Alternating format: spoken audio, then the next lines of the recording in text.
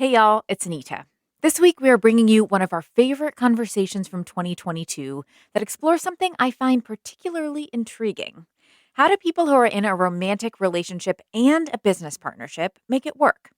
We talked to two couples who share the ins and outs of their experience, and they both have some updates since we last spoke.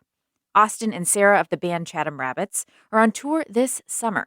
You can find information in our show notes about where they'll be performing and how you can get tickets if they're coming to a city near you. And Danielle and Brandy of Unoya are focusing more on pet CBD products. We hope you enjoy this conversation and get ready to take notes. There is a lot to learn from these couples.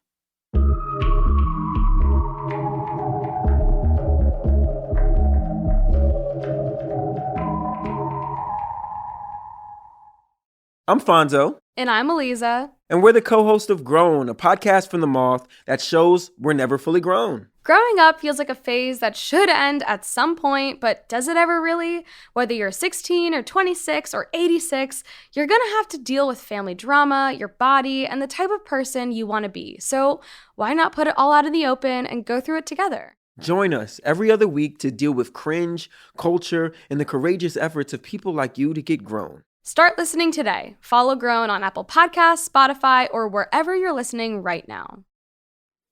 If you're as curious about sex and relationships as I am, then it's likely you know the name Esther Perel. She's a psychotherapist who studies desire and intimacy. And honestly, in my book, she is a legend because her insights are so on point. The part of her work I think about most often, how you sustain desire in long-term relationships. One of the keys, according to her, is finding ways to see your partner in a different light. When they're fully in their element, doing something they love, you can access a different part of them that may not be visible in the more mundane of the day-to-day.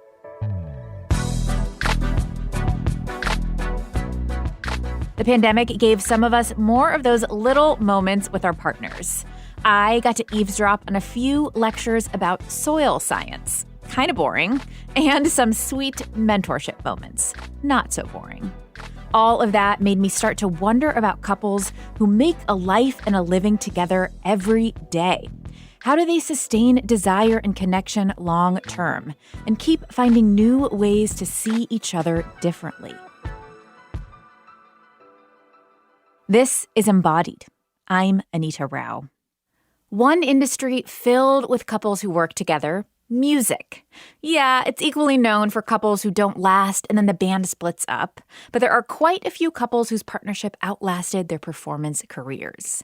Think Johnny and June Carter Cash, for example.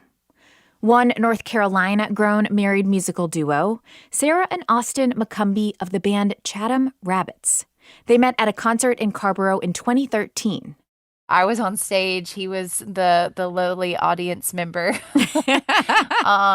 But thank goodness for social media and allowing us to connect. I remember we weren't 21 yet because I was drinking a root beer, trying to just blend in with the rest of the crowd. And I just saw her walk on stage and I was like, man, I really want to meet Sarah, or this girl that's playing the banjo. I didn't even know her name at the time. And so I turned to my friend and I was like, man, I've got to talk to her, that she's so cool or whatever. And he told me, man, you're never going to talk to her, man. Like, everybody in here is thinking that it's not going to happen. And I was like, you're right. This was pre like Tinder or any of the online dating stuff. So I think now it's a lot less weird. But at the time, I was like, the only thing I can do is like message her band on Facebook. That's like my only option. So that's the route I took, and we were able to kind of go out on our first date like a year later after I first saw her at that show. The two serendipitously met at the show of another married couple, Emily France and Andrew Marlin of Watch House, formerly known as Mandolin Orange. Early in Sarah and Austin's relationship, Emily and Andrew invited them over for dinner and shared some helpful advice about getting started in the indie music scene while also in a relationship. At first, Sarah and Austin pursued music on the side. They got married in 2015, and 3 years later, decided to quit their day jobs and pursue music together full time.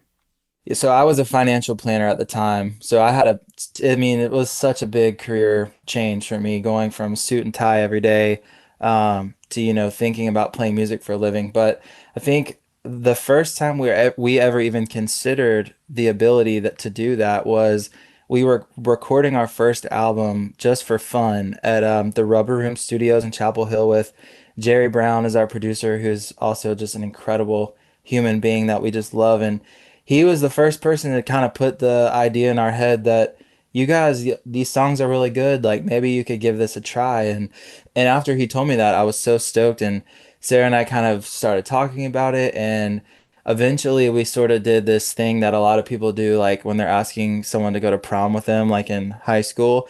We were like, okay, we're going to take the weekend apart and we're going to write down like a yes or no checkbox of whether or Mm-hmm. not we're going to actually do this. And at the end of the weekend, like we're going to each check yes or no individually and compare. And both of us checked yes. So we were like, let's do it. Oh my God, I love that. That's amazing. What a way to make a decision. You're both, making it individually and then coming together. But I mean, it kind of brings up the fact that there is so much risk in doing something like this, in quitting your day job, in taking this big leap. And Sarah, I'm curious about how you all manage that as a couple. Do you have different levels of risk tolerance, and how did you negotiate that as you were starting this journey? The risk in it for us was not trying it Mm. and to continue living our very safe conventional lives and wondering, getting to be 75 and looking back and being like, wow, if back when we were 25, it had, what would life be like if we had just tried that? Austin and I are both pretty go-gettery kind of people, but I would say Austin is more willing to take risks and I don't know. I think I'm more prone to play it safe, but having Austin's background as a financial planner and like having his knowledge on the finances of the matter, that helped me feel a lot more secure. Like, okay, worst case scenario, we fail at playing music and we go back and get jobs again and it will be okay. But to circle back though, the risk in it for us was just not doing it. That was the riskiest piece of it all. So you went into it kind of knowing that you each had these different skill sets. Austin really good at the finances, you with other strengths. How did you kind of delineate what your roles were going to be in the business? And talk to me about how that kind of shaped how you decided to kind of be a couple that did business together, Sarah. Yeah, so we didn't exactly know how the roles were going to shake out. I mean, apart from the fact that Austin just had been working in finance, we really didn't know what we were each going to be really good at. But it became very apparent very quickly that like I really excelled at publicity and the booking aspects of running the band and merch management and fan communication and like all of those things. And Austin just naturally gravitated towards the gear and the technical side of things and contracts. And we were able to sparse out and like put into place these different roles and kind of try to like manage, be really good at the things that we manage and trust the other person to do the same. But we certainly didn't know that going into it because we'd spent 3 years in like the normal workforce, living totally different work lives and not knowing hardly anything about what the other person did for 8 to 10 hours every day. So that was definitely an experience just learning how that other person responded to things and handled situations because that's just a part that most people don't get to see about their partner. Yeah, not at all. And also that transition to going from being apart 8 hours a day to now spending those working 8 hours together. And then what do you know? That person is still there and they're still living in your house and they're still your partner. So, I mean, talk to me, Austin, about the kind of routines and practices that you all began to develop to make sure that your whole relationship wasn't just the band and the business. A lot of our friends during the pandemic were like, can you believe like they were, trying to sort of like start bad mouthing their partner to me and Sarah separately. Like, the husband would be like, "Hey, dude, can you believe like living with your partner all the time is so crazy?" I'm like, dude, I've been doing that now for the last 4 years. And yeah, it is crazy.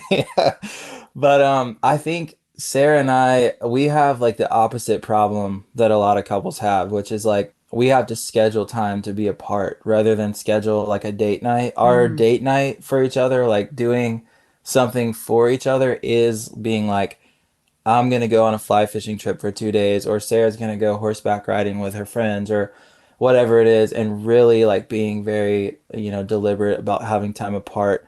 But it was fun when we first started Chatham Rabbits. We kind of went through a whole new honeymoon phase of our relationship because we had been working in the corporate world so much, and like that is like really just like two ships passing in the night. You really are not spending that much time together, to be honest with you, except on the weekends.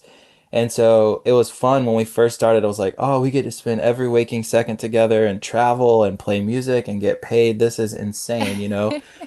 And then after a while, yeah, you just realize like it's healthy for us to have space, because when you're with somebody 24/7, you can start taking them for granted. And that's exactly what this record we just released on June 3rd, If You See Me Riding By, that is what that record, and specifically that song If You See Me Riding By, is all about, which is just taking the other person for granted, and that can be really harmful in a relationship for sure.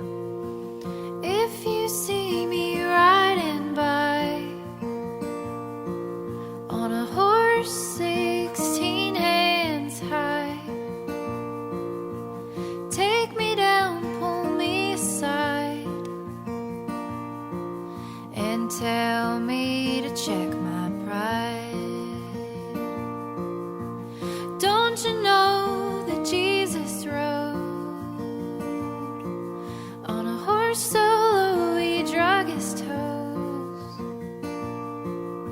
As long as the Red River flows, I'll tie my horse and walk below. I love that song, and the lyrics get me every time. Because yeah, it is easy to take your partner for granted, even if you don't work or create with them. My partner and I have been in a long-distance relationship for about a year now, and there have been so many small and large moments when I've realized how nice it was to have him around day to day, and how much I took that as a given. Like when the summer cockroaches in North Carolina come crawling and I have to fend them off alone with a trusty flip-flop. Or when I've had a really hard work day and it just feels much more bleak to come home to an empty house. When we were brainstorming all the creative couples in our life while working on this show, we realized we have one in our own office, whose voices you might recognize if you're a big NPR fan. I'm Terry Graydon. And I'm Joe Graydon, and we've been working together for about 44 years. Yeah, since about, 1977 or so. And we do a lot of things together. In fact, we do everything together. Well, you play tennis and I do not. And you do karate and I do not. But in terms of work, We pretty much are working together. And for us, it really works. It's really helpful to have each other to bounce ideas off of and to refine ideas. Sometimes I'll write a first draft and you'll improve it, and sometimes we do it the other way around. and I think, for the most part, we have complementary skills. Like I said, you're the great editor, but I sometimes come up with cool ideas. Oh, yes. You like to go dashing after cool ideas, and I like to make sure that the cool ideas have at least a little bit of ground underneath them so that you don't end up like the Wile E. Coyote off in the middle of nowhere. Well, the way I think of our relationship is a little bit like the phrase, there are tree shakers and jelly makers. Yeah, you're the tree shaker and I'm the jelly maker, and it works really well. That was Terry and Joe Graydon, the co-hosts of People's Pharmacy. They're also co-writers of newspaper articles and books, and a married couple. I'm going to be honest, it took me a hot minute to understand the tree shaker jelly maker metaphor. But now that I do, I'm into it. Another couple with a slightly saucier metaphor for their work, Brandy and Danielle. Honestly, our business is like our foreplay. Like where most people would find that it's annoying to talk about business all the time, we're constantly talking about it, but this is essentially like our baby. Brandy, Elise, and her partner Danielle Gray are the co-founders of Unoya, a CBD product and lifestyle company based in Atlanta. They decided to mix business with pleasure after only 3 months of dating. Here's Danielle. I think where I should start is our backgrounds, and we came into this as entrepreneurs. So I have a marketing firm, and so she does voiceover work and hosting. So we already had the entrepreneurship in us. And so when we started dating, it was like fireworks. Like it was just like we had so many different ideas, and we realized that we had a really cool balance between this corporate energy and this very fun style, and how we describe it is I draw and she colors. And it's a really cool way that we saw. And we were like, you know what, let's just create something. Let's do something fun. And it didn't stop.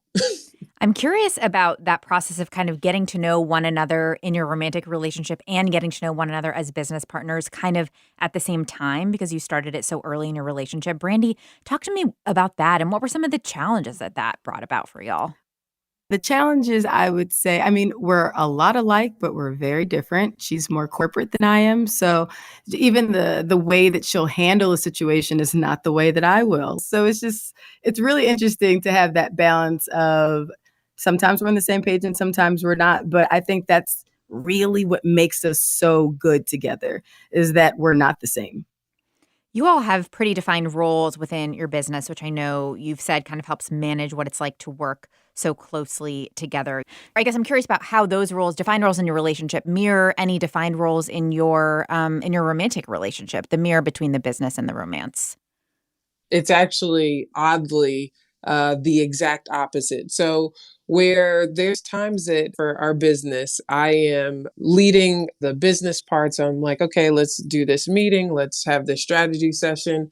And then Brandy will say, okay, we need to talk to these people. So she always has the people aspect. And that's the same way in our actual relationship. I'm like, I don't want to really, I mean, not that I don't want to deal with people, but I'm just not the PR person.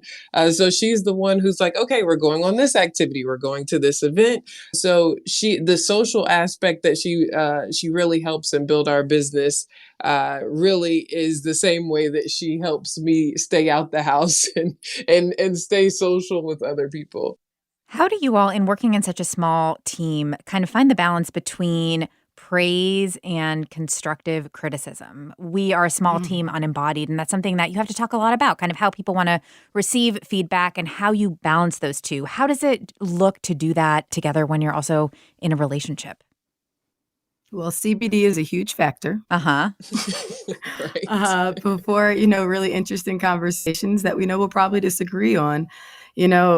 At first, I feel like there was just so much emotion behind the business, and I don't think we could really get our thoughts across. So at first, it was kind of like two people kind of yelling at each other their points. And I think now we've gotten to the point where we can sit and talk. We both understand that the business means a lot to both of us and everyone's opinion matters and no idea is a bad idea.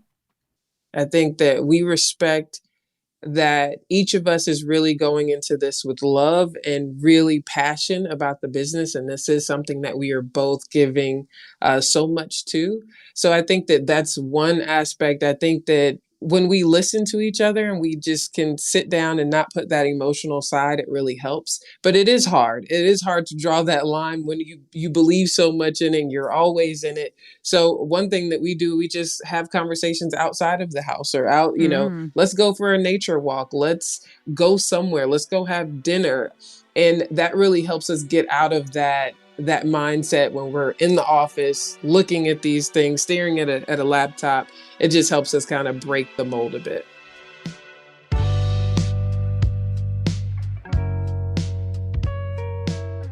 I mean, we're really good about taking space from each other, but that's been learned, like I would now wake up at 6 a.m. just to have time to myself and go to Pilates and go to the gym. And then by the time all that's done, I can say hi to Danielle. because I've had You're my in the time headspace. Absolutely. Like now I'm finally ready for everyone, including the dogs and now business talk. And, before I find that we were waking up and we're just talking about work. And then I was a little discouraged. I'm like, I can't do this right now. And then it turns into, well, when do you want to do it? And it's like, okay. So we finally got into the space of creating more time, because we kept saying we didn't have enough time. So I found that in waking up that early, it puts everyone else on track. Everyone else gets early. By about 9:30, we're showered and we're ready to talk about Eunoia.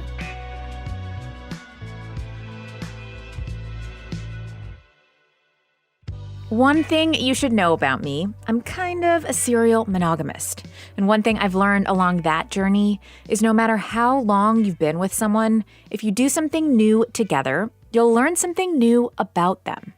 That's how it was for Aurelie and Leon, the married couple who run Little Waves Coffee Roasters and Cocoa Cinnamon in Durham.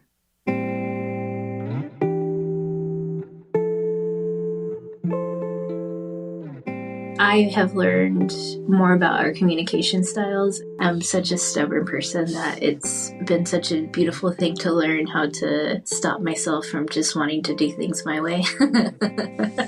Because you're always usually right at the end of the day. No. Almost always.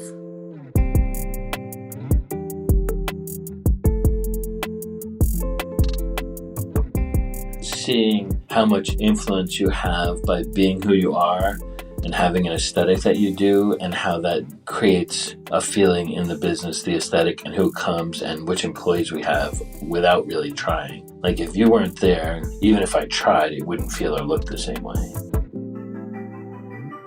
All of that doesn't mean that bridging romance and business comes easy.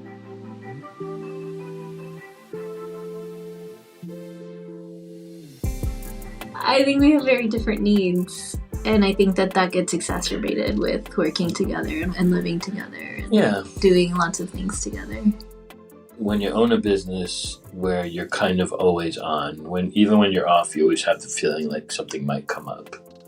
And then I think it's, the obvious stuff like you want to get stuff done and then you talk about it at home and you wish you didn't and then you can't stop thinking about it and then you wake up in the middle of the night thinking about it. Yeah, even when we're on date nights and we're relaxed is when our creative juices start to flow and then we start working. We start talking about work again. Yeah, so you have to kind of plan time when you're not supposed to be working, but that you can let yourself work so that you can actually have off when you are off.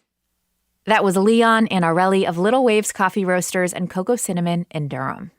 Hearing their story after talking with Sarah, Austin, Brandy, and Danielle, I was surprised by just how much all the couples had in common, despite the different worlds they operate in. Sarah agreed and seemed equally as excited about sharing space with another couple with similar challenges. Everything that Brandy and Danielle are saying, I'm just like, preach it, because it resonates with us so much. Like, even though we're in different industries, it's just, you're speaking our exact language and the issues that we face. But it's funny, I think one of the things that's so interesting about being in business with your partner is that you oftentimes get mad about things or have issues arise that are specifically tied to the business, but you still have to sleep in the same bed as that person that night. And you're irritated by something that's simply a business matter, but it flows into your personal relationship.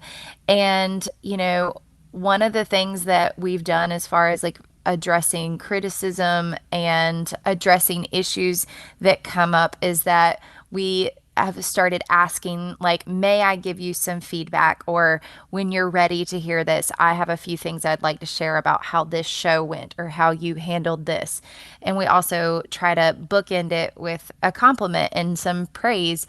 So it's a constructive conversation. But I think asking and preparing to talk about it instead of just laying it on the other person is really important, and kind of goes to what Brandy was saying about not just waking up and immediately jumping into talking about business, but giving some prep time to it. Totally. And that kind of compliment sandwich style thing can work. But it's hard in creative work because there's also ego involved and you work on something and you're really proud of it, and it can be hard when it's not received in exactly the way that you'd hoped. I'm curious, Austin, if there have been moments of that in y'all's collaborative work or songwriting and how you navigate that.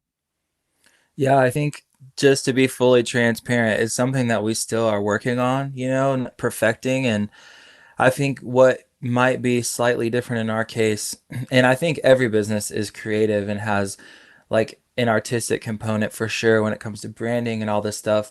But I think for Sarah and I specifically and other folks in the music and art industry, I think one of the hard parts is like songwriting is so personal.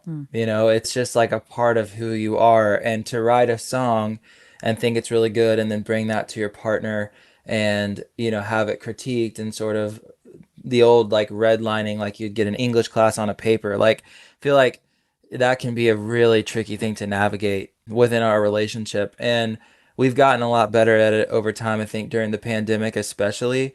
And I think simply it's just kind of, we've just built grace for each other and respect for each other that allows us to like invite that person into that space. But it's really just something we've just had to kind of slog our way through over time. It's not been easy, I'll say that.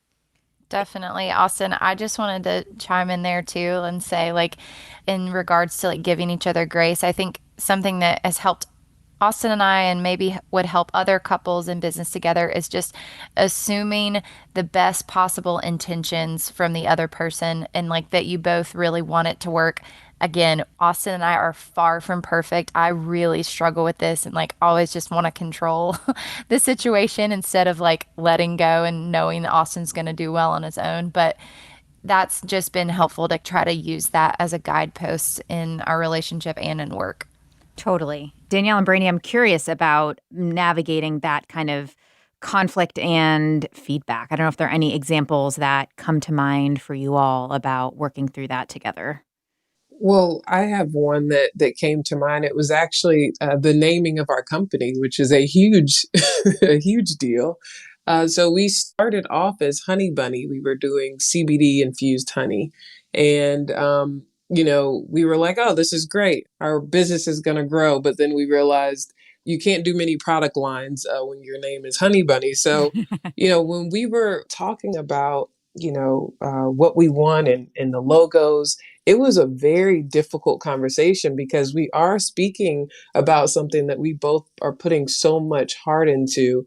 And I think that to Sarah's point, you really have to trust that everyone at the table, which is just the two of us, is really, coming with it with, the best intentions. And there's no negativity. It's really actually hard coming from me because I come from this corporate space. So it's like, okay, we need to have meetings. This needs to be on the calendar. We need to talk, we need to be very precise. This is due this day. And Brandy's like, well, who said it's due this day? And I'm like, well, it needs to be due because we have the next thing. So, I think that just navigating our experiences together and recognizing that we don't come from the same background, but the things still get done. So it's really navigating, okay, and being accepting that we all do it so differently, but we all have the best intentions at heart. Trust is difficult, Yeah. because we know all the ways that we would do something, but man, I tell you, when you trust someone, especially your partner with this, and if they don't get it, if you give them that grace to get it right, they'll feel comfortable enough to do that, to be that vulnerable with you again. So I really try to put myself in Danielle's shoes and make sure when I'm saying something, would I be able to receive it too? And I really attempt to take ego out of things. And sometimes it does creep in there, but Danielle was raised way differently than I was in the fact that she can ask questions. So she's very inquisitive and really gets to the bottom of things. And, she's taught me a lot with just wanting more and wanting to know more and inquiring and asking the right questions, especially in being a host, So we've learned a lot from each other. So much, and it's continuous. This doesn't stop. Like we figured out this piece of this level, but we still got to beat King Koopa. I want to return one more time to some Esther Perel talk. That framework of hers that I talked about at the top of this episode, finding ways to see your partner differently, is something she touches on in her TED Talk called The Secret to Desire. I know, I couldn't be more NPR right now referring to a TED Talk within a podcast, but sometimes it's just good, bite-sized information. Okay, so one of the things she says can help build more desire is for your partner to be off limits in some way when there's some absence and longing in the relationship. I've long wondered, for people who work together, live together, and are in each other's lives in every possible way, how do you cultivate that absence and longing and make space for intimacy and a deeper level of connection? Brandy hinted a bit at their approach earlier, so we'll get to her thoughts first. You know, like I said before earlier, taking that time with yourself so that there's something to miss, you know, and when you're talking about work and stuff every day, it's very difficult. So like Sarah said, like we literally on our calendars have to put date night on it and schedule that time with each other, you know, and that doesn't mean like bring the dogs too. It's like literally go get an Airbnb, just have a separate place so we can like, and not talk about work. And mind you, work might come up. So that's not like the rule, but just, you know, being able to laugh about something else that's not Eunoia, or like talk about family or something on TV, like anything else, you know, you don't realize how that really does affect your intimacy. Because why would I want to sit here and do something intimate? So when we're sitting here talking about numbers all day and now you want to switch here, that's a really difficult thing to do. You know, like, right. I'm not quite with you. I can't follow that. I learned that the hard way, but I would say that you know, really the foreplay, to Brandy's point, is our dreams, like our aspirations. You know, the business is the medium. It's our vehicle to get where we want to go. So when we talk about, you know, man, I can't wait till we do this, and also be present in what we have and be grateful what we have as well. But I think that that's where we find that love for each other, because that's what brought us together in the first place. And like Brandy said, just making space and disconnecting from the business as well and looking at each other. Like sometimes we just say, just let's put the phone screens down, turn everything off. Let's just look at each other. Because sometimes you realize you haven't even done that in a couple of days with running a business. So those little pieces of self-awareness is important. That helps with the intimacy a lot. That's so true. I know there's that like New York Times 36 questions to get to know someone or something. And one of the things is like look at each other for like a solid 30 seconds or a minute. And I remember doing that and being like, oh, wow, I don't think I've looked at my partner for this long in a really long time. That's a long time. It is a long time. Austin and Sarah, I want to put the same question to you all. You mentioned how for you it's about, you know, creating space to see friends and creating space when you're going to be alone versus a date night. But how does that then connect to how you do find space for intimacy in that kind of connection? Austin, let's start with you. Oh man, I can just relate so much to everything that's being said. It's pretty wild. Although for me, the financials are sexy, so I don't relate, you know. No, I think making space to have something to miss is definitely a huge factor. And I think, you know, just constant reminders. We had to go to IKEA this morning and pick up something for this new property we've been working on, and it's so easy. Sarah was working on her laptop the entire drive there and back. And there's a couple moments that we were just like, all right, we got to take a few seconds and just look at each other and just like hold hands for, even if it's like 10 seconds, you're just like touching the other person. You know what I mean? It's crazy to think how much effort that kind of little thing takes and how easy it is to not do it. But I'm trying to always constantly remind myself to do those things with Sarah. And, you know, I know she would agree with that. And ultimately that leads to a lot more just intimacy throughout the day. And I think it's so important when you're working together. Yeah. Sarah, anything you want to add and anything that you have found that helps cultivate that in the relationship? Well, the thing that came to mind reminded me of one of our tours that we went on in early March of this year. For the first time, we took one of our teammates, our crew members with us in the van for the entire tour. And It was an awesome tour and we had so much fun. And we are so blessed and fortunate to work with some incredible musicians and like just awesome people that we love. But we quickly learned on that trip that like Austin and I really need our personal space as a couple because, like any couple, we have like silly inside jokes and nicknames and like weird quirks and like songs that we like to dance along to that is like really nerdy and stupid and we don't want to do it in front of anybody else. And so we learned that through that experience that okay, this is important enough for us to have like our sacred space that we just need to like forfeit the money up and buy a tour vehicle specifically for the band. So we had to like realize how important it is that we need this space, and we've had to make financial and like other sorts of decisions to put those sorts of things into place so we have space to like be our silly selves. I think the other thing that came to mind as just a practical thing is that I think it's really important for couples that are in business with each other to hang out with friends that knew them before they were in the business together and know them as more than just Chatham Rabbits.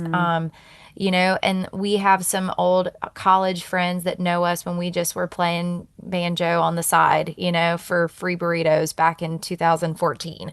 And it's really cool to just have those friends and not have any talk about the business. And I'm sure Brandy and Danielle, y'all can, acknowledge that there's some friends that you've made through the business, which is awesome, but you want to have that intimacy brought up by people that knew you before you started your journey. I totally get what Sarah means by that and think there's so much from this conversation that applies to all relationships. It feels really good to be seen in your whole identity, not just what you create or who you are in a relationship, friendship, or family unit. To get to that point in any relationship where you feel like your wholeness is reflected back to you takes lots of ongoing work. These two couples said there's still a lot they're figuring out separately and together. My therapist says the opposite of control isn't chaos, it's trust. And I'm really trying to be better at trusting Austin and not trying to white knuckle the steering wheel of Chatham Rabbits my whole life. I need to be able to do better in that. And that's what I'm working on. I would say for me, I think it comes back to the art more, and for me, just probably a trust issue, but just like welcoming and looking at Sarah for her input when it comes to our art and our songwriting and just being an open book in that department. Brandy and Danielle, I'm going to turn it to you. Danielle, I'll let you go first. So I would say the thing that I'm working on that actually is super linked to our relationship too is just always building confidence. Top of every mountain is another valley. So it's like you're always learning and growing. And I think that being more confident as our CEO, and I know Brandy trusts me. So I think that having that trust in myself will also elicit more trust that she can provide to me as well. And Brandy, I'll let you close. Making sure just the line of communications are open and making sure that in those moments that there's uncomfort, that something is still said, rather than it just be that person walking through it by themselves, even though I don't understand. So just communicating, that I'm here and, we're doing this together.